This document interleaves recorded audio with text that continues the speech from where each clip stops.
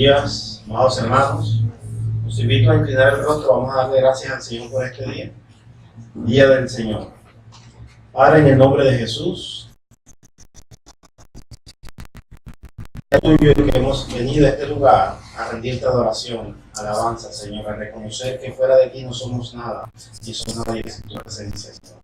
Un día nos encontramos en este mundo perdido, pero tú nos llamaste y nos trajiste de las tinieblas a tu luz admirable, Señor. Padre, bendice a cada uno de mis hermanos en esta mañana. Bendice su vida, su familia, Señor, y aún a nuestros hermanos que por una u otra razón no pudieron estar en esta mañana con nosotros, que en el lugar donde se encuentren, Padre amado, seas tú fortaleciéndolos, Señor, llenándolos de tu gracia y de tu poder. Padre, prepara nuestros corazones en esta hora para recibir tu palabra, que ésta cumpla el propósito por el cual es enviada, Señor. Padre, te pido que me ayudes, que envíes tu Espíritu Santo, Señor, para poder exponerla de una manera clara y precisa, Señor, para que seas tú glorificándote en todo. En el nombre de Jesús te damos gracias. Amén y amén. Amados hermanos, los invito a abrir sus Biblias en la Epístola Universal de Judas. Vamos a continuar con nuestra serie y este sería nuestro tercer sermón acerca de la Epístola Universal de Judas. No se pierdan, está antecito de Apocalipsis.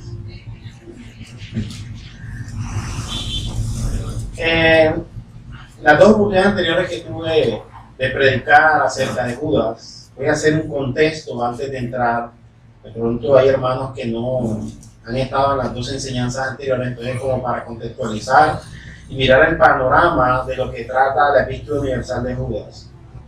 La iglesia en el primer siglo estaba sufriendo de ataques doctrinales porque resulta que en la iglesia se estaban adhiriendo personas que nada tenían que ver con el cuerpo de Cristo.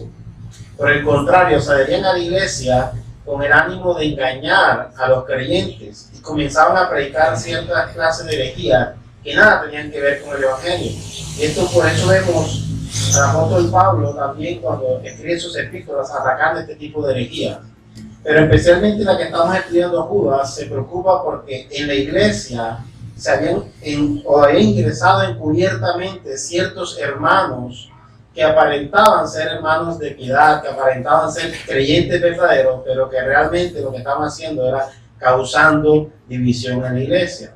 Y es por eso que el apóstol Judas, o Jacobo, hermano de Jesús, escribe esta epístola a la iglesia para advertirles acerca de estos que estaban entrando encubiertamente a la iglesia, y así prevenir a la iglesia de no caer en una apostasía, es decir, de no caer y desviarse de la fe con la cual ellos habían sido enviados inicialmente. En esta oportunidad, amados hermanos, los invito a que abran sus Biblias y vamos a leer del versículo 9 al versículo 13, para que lo tengamos en cuenta. Les decía entonces, el apóstol Judas describía de una forma gráfica y de una forma muy vivida, con el lenguaje que inspira admiración y temor, la terrible condición de estos hombres que se habían introducido escondido dentro de la iglesia, los falsos maestros, los apóstatas. Ya en el versículo 4 notábamos cómo Judas hacía o mostraba cuál era la característica de estas personas que estaban ingresando a la iglesia. Entonces leamos el versículo 9, dice lo siguiente: pero cuando el arcángel Miguel contendía con el diablo, disputando con él por el cuerpo de Moisés, no se atrevió a proferir juicio de maldición contra él, sino que dijo: el Señor te reprenda. Pero estos blasfeman de cuantas cosas no conocen, y en las que por naturaleza conocen, se corrompen como animales irracionales. Ay de ellos, porque han seguido el camino de Caín y se lanzaron por el lucro en el error de Balaam, y perecieron en la contradicción de Coré. Estos son manchas en vuestros ágapes, que comiendo impúdicamente con vosotros se apacientan a sí mismos, nubes sin agua, llevadas de acá para allá por los vientos, árboles otoñales sin fruto, 2 veces muertos y desarraigados, fieras ondas del mar que espuman su propia vergüenza, estrellas errantes para las cuales está reservada eternamente la oscuridad de las tinieblas. Si observamos el lenguaje que utiliza el apóstol Judas, es un lenguaje muy fuerte para referirse a estas personas. Él hace una comparación y está diciendo que estos blasfeman en cuanto a las cosas que no conocen. Mis amados hermanos, una de las cosas que actualmente está golpeando a la iglesia o en los últimos tiempos es que en estos tiempos posmodernos hay un resurgimiento de una doctrina que se llama angelología o el estudio de los ángeles. Y vemos libros por donde quiera. Usted va a una librería cristiana y encuentra estudios, tomo 1, tomo 2, tomo 3 de angelología. Hay hasta doctorados de angelología. Y esta es una gran perversión. Incluso hay expertos en angelología que escriben libros acerca de los ángeles. Pero surge una pregunta: ¿está bien hacer doctrina acerca de los ángeles? De ninguna manera. Nosotros no podemos hablar de aquello por lo cual Dios no ha revelado en su palabra. Si es cierto que la palabra del Señor hace mención de los ángeles, siempre los vemos en una o dos condiciones. Número 1, lo vemos como un mensajero del Señor, y número 2, lo vemos como el ángel que el Señor envía para traer juicio hacia la nación. Pero en ningún momento se habla acerca de una doctrina y condiciones de ángeles. Eso es una total herejía, hablar y hacer apología acerca de los ángeles. Y precisamente, amados hermanos, estos falsos maestros, de los que el apóstol Judas está hablando en su carta, tenían una angelología muy desarrollada, pero el apóstol Judas afirma que había cosas que no se conocen, y aún estos sensuales, estos apóstatas, se atrevían a blasfemar de estos espíritus. Entonces, en la mañana de hoy, mis amados hermanos, la primera parte de nuestro sermón, vamos a ver, lo he titulado Batallando por la Fe. El versículo 9. Pero el arcángel Miguel contendía con el diablo, disputando con él por el cuerpo de Moisés, y no se atrevió a proferir juicio de maldición contra él, sino que dijo: el Señor te reprenda. Amados hermanos, quizás este texto es uno de los textos más difíciles de explicar. Y quizás acerca de este texto no se pronuncian sermones, o hay muy pocos sermones. ¿Por qué? Porque si bien es cierto, el pasaje es muy claro cuando dice: pero cuando el arcángel Miguel contendía con el diablo, disputando con él por el cuerpo de Moisés, no se atrevió a proferir juicio de maldición contra él, sino que dijo: el Señor te reprenda. Cuando me refiero a que este es uno de los textos más difíciles de explicar, es porque en ninguna otra parte de las Escrituras se hace mención acerca de una disputa entre el arcángel Miguel y el diablo por el cuerpo de Moisés. Según la tradición judía y según algunos eruditos estudiosos de la Biblia, en algunos textos apócrifos, es decir, textos que no están contenidos dentro del canon bíblico, hay unos textos que hablan o relatan acerca de la disputa que tuvo el arcángel contra Satanás al momento de que Moisés murió. Y voy a traerlo a colación, pero no quiero hacer doctrina de ello, porque son textos apócrifos. Los textos dicen lo siguiente: dicen que cuando Moisés murió, el diablo vino a disputar su cuerpo porque el diablo lo estaba acusando de asesino. Recuerden que Moisés había asesinado a un egipcio y lo había escondido bajo tierra. Según estos textos, el diablo estaba acusando a Moisés y por eso quería el cuerpo. ¿Para qué? Para colocarlo en un pedestal para que el pueblo de Israel se desviara hacia la adoración de Moisés. Eso dicen los textos apócrifos. Y en esa disputa el arcángel Miguel disputaba con él, pero el arcángel Miguel no se atrevía a lanzar juicio de maldición, sino que por el contrario dejaba todo el juicio en manos del Señor. Ahora, si bien es cierto, ¿quién era Satanás? ¿O quién es Satanás? Satanás es un ser creado por el Señor, fue creado con la condición de adorarle al Señor, y sabemos cuáles fueron las consecuencias de su caída. Él quiso rebelarse contra Dios, ser mejor que Dios, y por eso la Biblia relata que fue lanzado hacia la tierra con la tercera parte de los ángeles. Ahora, si bien es cierto, no voy a hacer una apología ni voy a hacer una defensa de la doctrina angelical, bien es cierto que estos hombres que se habían introducido en la iglesia de Israel en el primer siglo, en la iglesia del Señor en el primer siglo, perdón, tenían una doctrina desarrollada acerca de la angelología, y esto era lo que estaban predicando en los púlpitos. Estaban desviando totalmente el principio universal del Evangelio, que es Cristo, su obra, su vida y su muerte. Y comenzaron a predicar una serie de cosas que nada tenían que ver con la pasión y muerte de nuestro Señor, sino que comenzaron a desarrollar doctrina de ángeles. Y por eso el apóstol Judas toma este versículo 9 para hacer un paréntesis y demostrarles que no se trataba de los ángeles, sino del Señor. Ahora, sí sabemos quién es el arcángel Miguel, el arcángel del Señor. La Biblia lo menciona 2 o 3 veces. Pero lo que llama la atención en este versículo es que ni el mismísimo arcángel se atrevió a lanzar juicio de maldición contra Satanás. Por el contrario, dijo: el Señor te reprenda.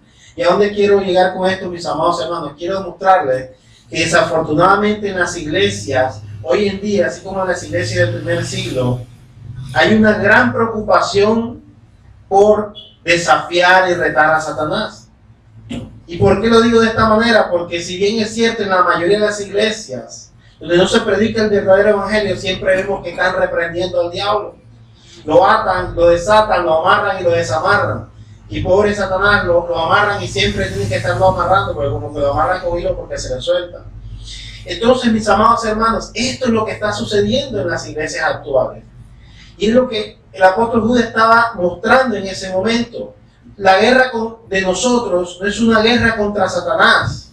La guerra de nosotros es la guerra contra nuestro pecado, nuestra naturaleza pecaminosa que no nos deja llegar y tener un verdadero encuentro con Dios. Y es lo que Judas les estaba diciendo. Miren, amados hermanos, hubo una disputa así, Satanás, pero el arcángel Miguel no se atrevió a reprender al diablo. Por el contrario, dejó eso en manos del Señor. Y la verdadera guerra espiritual no está en que usted venga aquí a reprender a Satanás, ni que usted venga a amarrarlo, ni a atarlo, ni nada por el estilo, mi amado hermano. La verdadera guerra espiritual la libramos usted y yo todos los días con nuestro pecado, cuando debemos salir a la calle a predicar el Evangelio, a mostrarle a nuestros hermanos la gracia abundante que tiene Cristo para nuestras vidas. Precisamente era lo que Judas les estaba diciendo. Olvídense de esa doctrina angelical, olvídense de que hay jerarquías angelicales, eso no es importante. Lo importante es lo que Cristo hizo por nosotros en la cruz del Calvario. Mis amados hermanos, usted y yo necesitamos aprender esta lección con respecto a nuestro Dios. Si bien es claro, este versículo 9 nos muestra una gran lección, y es que la guerra espiritual en nada tiene que ver con nosotros. Hay muchos creyentes que no han aprendido hoy en día a tratar con Dios, con su reverencia, con su santidad, con la santidad que Dios se merece. Usted y yo somos sus criaturas, somos criaturas de Dios. El Señor es nuestro creador. ¿Y qué derecho tenemos nosotros para irrespetar a un Dios? ¿Y de qué manera, se preguntará usted, irrespetamos a Dios? Cuando tratamos de tomar el lugar de Dios reprendiendo al diablo. Mis amados hermanos, la Biblia es muy clara. La Biblia nos enseña a resistir al diablo y él huirá de vosotros. En ningún momento la Biblia dice: pelea con el diablo, reprende al diablo, entra en 45 días de ayuno para que reprendas al diablo. No, la Biblia no enseña eso. La Biblia dice resistir. ¿Y de qué forma resistimos nosotros al diablo, al acusador? Cuando usted y yo hacemos las cosas que el Señor ordena. Cuando no nos dejamos llevar por nuestro pecado, sino que lo confrontamos, confrontamos nuestro pecado, lo confesamos delante de Dios, estamos resistiendo los ataques del enemigo. Recuerden qué significa diablo, significa acusador, aquel que está constantemente delante de Dios acusándonos día y noche. Pero como decía nuestro hermano Luis Miguel en la enseñanza esta mañana, cuando ya Cristo está en nosotros, toda la justicia se imputa en nosotros y ya no vemos para nuestro pecado, sino que el Señor ve a Cristo en nuestras vidas. Por eso no hay nada de qué temer. Por eso nuestros cultos tienen una parte que se llama confesión de pecado. Y es el momento en que usted y yo llegamos delante del Señor a confesar nuestros pecados. ¿Para qué? Para que el diablo no tenga nada de qué acusarnos y pueda huir de nosotros. Y si bien es cierto, esto nada tiene que ver con las luchas espirituales que desafortunadamente en muchas iglesias enseñan, que quizás usted y yo algún día las practicamos por ignorancia, porque fue lo que nos enseñaron, por no escudriñar las escrituras, y andábamos reprendiendo al diablo y todo lo que nos pasaba era el diablo. Y no se trata de eso, mis amados hermanos. El Señor es quien nos ama. Nuestro Dios es un Dios altísimo, un Dios santo, un Dios justo, un Dios recto, y el Señor jamás se equivoca.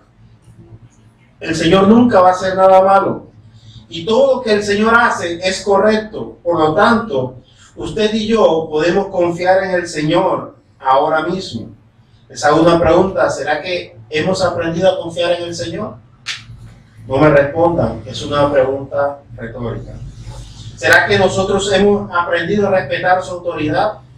¿Será que nosotros hemos aprendido a respetar a su persona, es decir, a la persona de Dios? ¿Y qué podremos decir con respecto a nuestro Señor Jesús?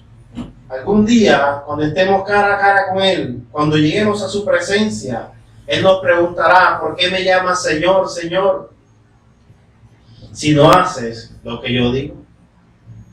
Es decir, hacer lo que el Señor dice es guardar su palabra.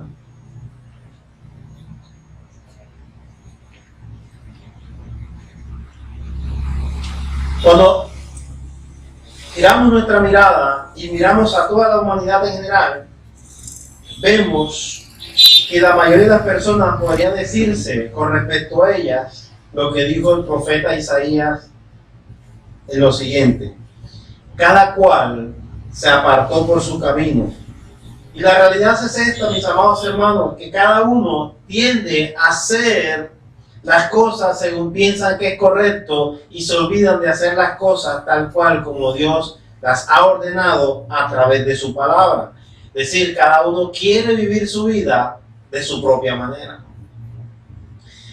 Y esto era lo que estaba sucediendo en la iglesia del primer siglo, la iglesia a la cual el apóstol Judas escribe la carta. Y cualquier parecido con la iglesia hoy en día no es coincidencia, es una realidad. Ahora, ¿qué podemos decir? ¿Qué gran lección encontramos en este versículo? Nos enseña algo muy importante, y es que nosotros no somos los protagonistas. Los protagonistas siguen siendo el Señor. Es decir, está mal de nosotros reprender al diablo. Esa tarea le corresponde única y exclusivamente a nuestro amado Señor. En el versículo siguiente, en el versículo 10, que es nuestra segunda parte del sermón, dice: injuriando de lo que no conocen. Lo he titulado de esa manera. Versículo 10 dice lo siguiente: pero estos blasfeman de cuantas cosas no conocen, y en las que por naturaleza conocen, se corrompen como animales irracionales. Es una gran realidad, amados hermanos. Judas hace una declaración muy fuerte, dice lo siguiente: blasfeman de las cosas que no conocen. Es decir, hacen apología de aquello por lo cual no ha sido revelado por Dios. Hacen una doctrina de aquello que Dios no ha revelado, y esto era lo que estaban predicando en la iglesia. Y de las cosas que conocen, dice Judas, se corrompen como animales irracionales. ¡Qué gran verdad! ¿Qué son los animales irracionales? Son los animales que no tienen raciocinio, los animales salvajes que vemos en la calle. Quizás alguno de ustedes ha visitado un zoológico y ha visto el comportamiento de los animales salvajes, o quizás ha visto algún documental de naturaleza y mira en África cómo se desarrollan estos animales salvajes. No tienen instinto racional, son irracionales. Ahora, a diferencia del arcángel Miguel, que no profirió maldición ni aun contra el diablo, los hombres de los que habla Judas aquí blasfeman de las cosas que no conocen. Es importante ver lo que la palabra maldición significa. La palabra maldición en el griego es blasfemia. En Judas capítulo 9, el verbo blasfemar, del griego blasfemeo, que significa, o que viene de la misma raíz griega, y es un juego de palabras mientras ni aún Miguel injurió, es decir, no se atrevió a lanzar palabras contra Satanás, estos hombres injurian hasta de las cosas que no conocen. La expresión las cosas que no conocen se refiere a los seres celestiales de los que estamos hablando en el versículo anterior. Entonces observamos que estos hombres encubiertamente se habían introducido a la iglesia y blasfemaban, es decir, hablaban y hacían alarde de que tenían cientos de estudios acerca de la angelología. Y Judas le dice, un momento, vamos a hacer un stop aquí. Estos hombres dicen o se muestran como sapientes de las cosas que Dios no ha revelado en su palabra. Quizás esto está pasando hoy en día en algunas congregaciones. Quizás vemos en algunas congregaciones que algunos ministros se colocan en el púlpito y comienzan a hablar de cosas que Dios no les ha permitido hablar, o que Dios no lo ha revelado, y comienzan a decir, no, es que Dios me reveló esto, y comienzan a hacer una apología de lo que Dios les reveló. Si realmente Dios revelara cosas hoy en día, así como ellos lo dicen, seguramente no existiera ninguno de estos hombres vivos. Porque recordemos cuando Dios se presentó en el Sinaí, dice la Biblia que eran rayos, que aún el pueblo de Israel tenía miedo y le dijo a Moisés, mejor ve tú y habla con Dios y sé nuestro intermediario para que no muramos. Dios sí revela, amados hermanos, pero revela a través de su palabra.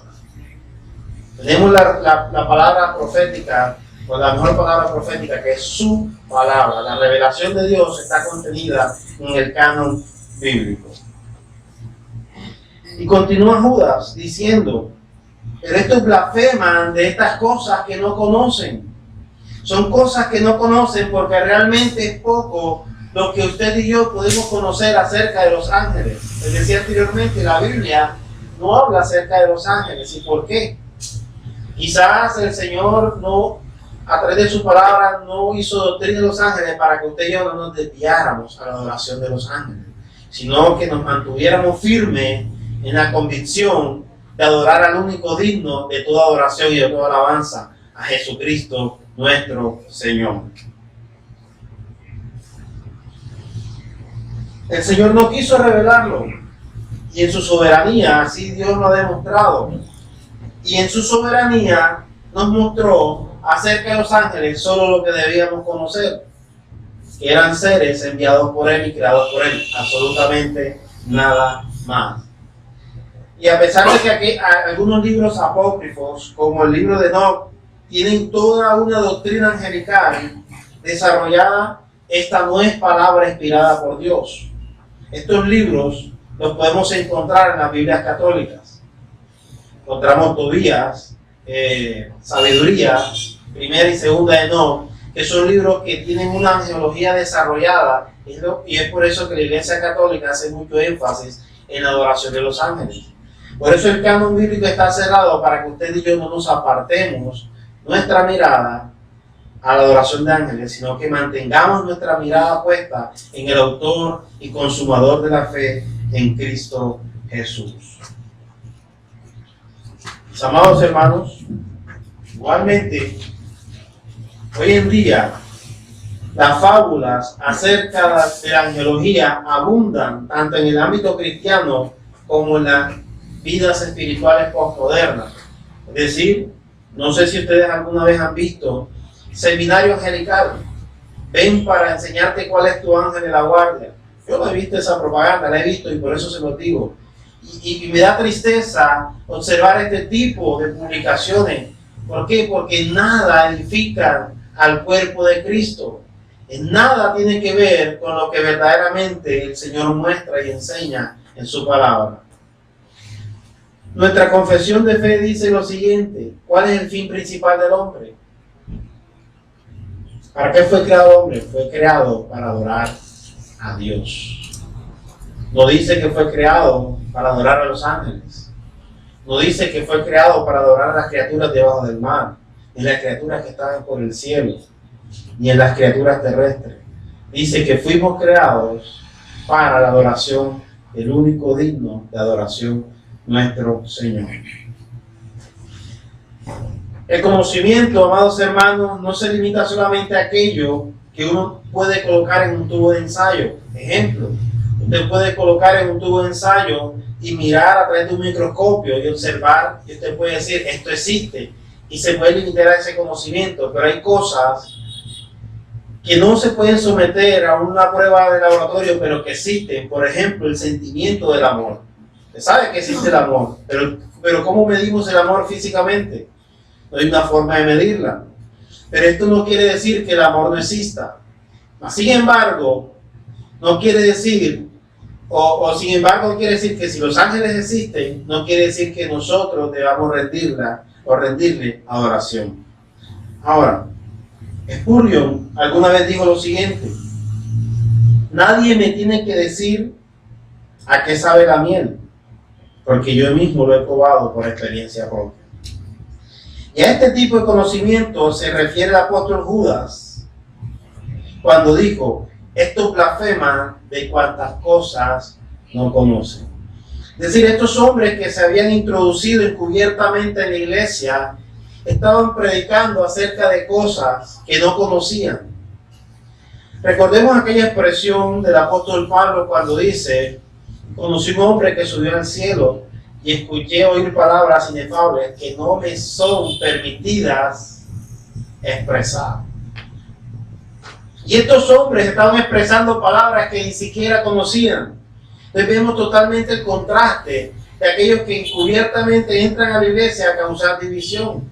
Como dice el apóstol Judas en los versículos anteriores, soñadores de sueños, viviendo en fábula para engañar aún a los creyentes que están dentro de la iglesia, captando a la congregación, engañándolos para llevarlos a un mundo de perdición. Y esta es una observación que el apóstol Judas hace a través de su carta. Es para que la iglesia esté despierta y no nos dejemos llevar por doctrinas que no son totalmente bíblicas. Por eso, la misión de la iglesia, la misión de nosotros como creyentes, es examinar cada una de las enseñanzas a la luz de las Escrituras. Y si estas van en contra de las Escrituras, nuestra obligación como creyentes es desecharlas y dejarlas a un lado. Y continúa el apóstol Judas diciendo lo siguiente. Judas menciona que el colmo de estos hombres es que en aquello que conocen por naturaleza se han corrompido como bestias que no tienen razonamiento. El versículo dice: blasfeman de las cosas que no conocen, y las que conocen se comportan como animales irracionales. Es decir, en las verdaderas cosas que conocían, que era la doctrina de Cristo, se comportaban como si verdaderamente no conocieran la doctrina. Dice el apóstol Judas. Harrison menciona lo siguiente. Harrison es un comentarista bíblico. Con ironía, Judas destruye la pretensión gnóstica de poseer conocimiento espiritual superior al afirmar que solo poseen instintos animales irracionales en aquello que Dios sí ha revelado y que pueden conocer. Se comportan como animales, negando la gracia de Dios, negando la soberanía de Dios. Es decir, han descendido al nivel de los animales y se dejan guiar por sus instintos.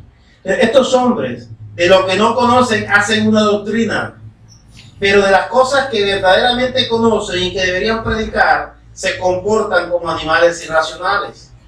Es decir, no predicaban el evangelio de Cristo, conociendo la verdad, predicaban otro tipo de evangelio que nada tenía que ver con Cristo. Por eso Judas hace la comparación y les decía: en las cosas que verdaderamente sí conocen, se comportan como animales irracionales. Es una fuerte comparación, pero es una triste realidad, amados hermanos. Es decir, Judas lo lleva o lo rebaja al nivel de animales. Y cuando los hombres viven basándose solamente en estos instintos, abandonan a una ley natural y por tal razón perecen.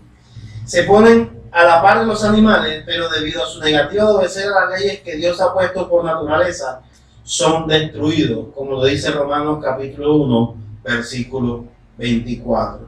Y continúa el apóstol Judas en el versículo siguiente, versículo 11. Hay de ellos, porque siguieron el camino de Caín y se lanzaron por el lucro en el error de Balaam y perecieron en la contradicción de Coré. Si observamos este versículo, inicia con un ay. Es una expresión de dolor, una expresión de asombro, una expresión donde Judas les está diciendo ay de ellos. Es decir, una advertencia, ay de estas personas que se apartaron de la verdad. Siguiendo el camino de Caín, se lanzaron por el lucro de Balaam y perecieron en la contradicción de Coré. Mis amados hermanos, este versículo comienza con una expresión que proviene de la palabra owai, que denota tristeza, pero sobre todo es una expresión de denuncia. Es una denuncia con tristeza, es una denuncia de observación diciendo, ay de ustedes. ¿Sí se acuerdan cuando éramos niños? Que hacíamos alguna pilatuna por ahí, una maldad, y nuestro hermano decía, ay, te va a pegar mi mamá. De la misma forma, Judas está haciendo esa comparación. ¡Ay de ustedes! Porque viene un castigo para ustedes. El primer nombre que se menciona aquí es Caín. Versículo 10 dice, 11. ¡Ay de ellos! Porque siguieron el camino de Caín. ¿Quién era Caín? Vamos a la palabra del Señor, vamos a Génesis. ¿Quién era Caín? Caín era un hombre religioso. Sí, era hijo de Adán y Eva también. Hacía parte de la primera familia de la tierra. Pero era un hombre religioso, pero también era lo que la Biblia llama un hombre natural. Es decir, lo que significaba que no era un hombre espiritual. Ser religioso no es sinónimo de espiritualidad. Ser religioso es vivir una vida rígida, guardando leyes, decretos y preceptos. Pero ser espiritual es tener una relación verdadera con Dios. Y Caín era un hombre natural, era religioso, sabía quién era Dios, pero no tenía una relación con Dios. No lo digo yo, lo dice la palabra del Señor.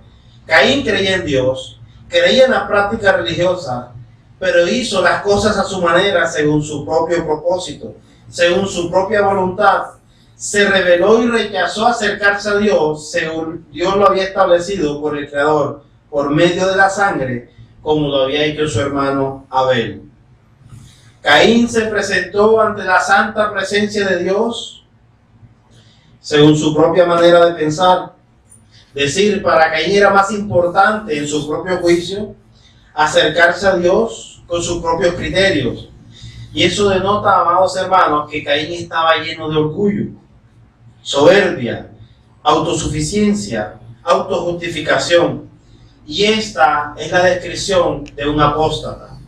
Y precisamente el apóstol Judas hace la comparación. ¡Ay de ellos! Porque siguieron el camino de Caín. Estas características hoy en día las maquillamos y forman parte de lo que se considera una persona moderna, una persona liberal, una persona que no acepta órdenes de ninguna otra persona, ni respeta las leyes que sean necesarias. Pero al mencionar a Caín, lo que el apóstol Judas hace es lo siguiente: inspirado por el Espíritu Santo, quería transmitir que esa rebelión y esa autosuficiencia del ser humano son tan antiguas como en el jardín del Edén. Ahora, ¿cuál es el llamado camino de Caín? Es la conducta de un hombre que se negó a presentarse delante de Dios, o se negó a presentar a Dios un cordero que señalaba a Cristo. Analicemos. Abel se presenta a Dios con un cordero para el sacrificio, pero Abel se presenta con unos frutos, y no eran los mejores frutos, era de lo que le había sobrado. Es decir, una rebelión directa en contra de lo que significaba presentarse delante de Dios. Caín no se acercó a Dios con fe suficiente. Él no creyó a Dios cuando Dios dijo que el hombre debía presentar un cordero como sacrificio, que sin derramamiento de sangre no habría perdón de pecado y que el castigo debía ser pagado a través de la sangre. Por eso Judas hace la comparación y dice: ay de ellos, porque siguieron el camino de Caín. Es Es decir, estos hombres que se introducieron en la iglesia de Cristo siguieron el camino de Caín. No se presentaron delante de Dios a predicar el verdadero evangelio como Dios lo demandaba, sino que a través de su propio conocimiento, a través de su autosuficiencia, estaban predicando un evangelio totalmente diferente a la verdad de Cristo. Y Judas continúa diciendo, se lanzaron por lucro en el error de Balaam. ¿Quién fue Balaam? Veamos lo siguiente. En 2 de Pedro capítulo 2 versículo 15 tenemos lo que se describe como el camino de Balaam. Y en Apocalipsis 2:14 vemos cuál es la doctrina de Balaam. Balaam era un profeta de Dios. Y recordemos que había pasado con Balaam. A Balaam se le había pagado para que maldijera al pueblo de Israel. Pero no podía maldecirlo. ¿Por qué? Porque Dios no se lo permitía. Aunque él quisiera maldecir al pueblo de Israel, no podía hacerlo. Y al no poder hacerlo, entonces lo que hizo Balaam fue decir la forma en cómo el pueblo de Israel iba a pecar. Es decir, le dijo a estas personas, dijo, bueno, como yo no los puedo maldecir, la única forma es que ustedes busquen mujeres que no sean israelitas y las lleven al pueblo de Israel para que estos hombres caigan en pecado y se mezclen con un pueblo pagano. Ese era el camino de Balaam, por lucro o por dinero. ¿Qué hacía? Torcía la doctrina de Dios para que el pueblo de Dios cayera en pecado. Y el apóstol Judas lo que hace es un paralelo y dice, ¡ay! Porque siguieron el camino de Caín, es decir, se rebelaron contra Dios, no creyeron a Dios con la suficiente fe, pero también por lucro se lanzaron al engaño, es decir, predicaban por dinero. ¿Cuán parecido a nuestras iglesias hoy en día? Muchos grandes siervos de Dios, siervos entre comillas, solo Dios sabe, se presentan y no, viene el apóstol fulanito de tal, entrada 50,000 pesos. Viene el fulanito de tal, entrada 100,000 pesos. No sé qué, no sé cuánto, donación 200,000 pesos. Viene el salmista fulanito de tal, donación VIP 400,000 pesos. Amados hermanos, si bien es cierto que la Biblia dice que el obrero es digno de su salario, hace referencia a que cada uno debemos de trabajar y recibir lo que por gracia debemos recibir de parte de Dios. Lo que sí es un pecado es hacernos lucrar a causa del evangelio. Verdadero siervo de Dios predique el evangelio en tiempo y fuera de tiempo, no por un dinero, sino por la paga celestial que le ha sido guardada. Por eso, amados hermanos, Judas hace esa observación. Por lucro se lanzaron al engaño de Balaam. Es decir, por lucro estaban delante de los púlpitos trasquilando las pobres ovejas, predicando un evangelio que nada tenía que ver con el verdadero evangelio, y aún así se lucraban a causa de esto. Cualquier parecido con nuestra realidad hoy en día no es coincidencia, es una realidad bíblica. Ahora, el ejemplo que damos aquí es que en la segunda epístola del apóstol Pedro se menciona aquello que estaba minando a Balaam como persona. Es que estaba dominado por la codicia, que es una forma de idolatría. Cuando se hacen las cosas del Señor por codicia, por dinero, estamos cayendo en idolatría. He conocido a muchos evangelistas, conocidos, amigos, que los han invitado a predicar a ciertas iglesias. Voy a hacer un paréntesis acá. Y estos hombres dicen, ¿de cuánto es la ofrenda? No, de 100,000. Entonces no me invites a predicar. Están movidos más por el interés económico que van a recibir que por verdaderamente preocuparse por el bienestar espiritual de las personas a las cuales se les debe predicar. Y esto es lo que el apóstol Judas estaba atacando en su carta. Hay de aquellos que siguieron el camino de Caín, pero se desviaron por el lucro de Balaam. Y continúa el apóstol Judas. Estos eran predicadores pagados. Quisieron aprovecharse y hacer dinero del don que aparentemente les había dado y entregado por Dios. Esto fue el camino, o este es el camino de Balaam, según se menciona en la segunda epístola del apóstol Pedro, lo cual provocó la ruina de Balaam, es decir, predicar por dinero o apartarse de la doctrina de Dios a causa del dinero.